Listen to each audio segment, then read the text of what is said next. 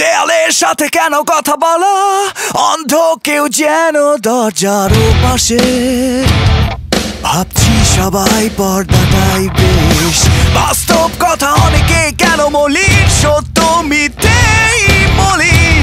ভাবছি বসে হিসেব নিকেশ নিয়ে।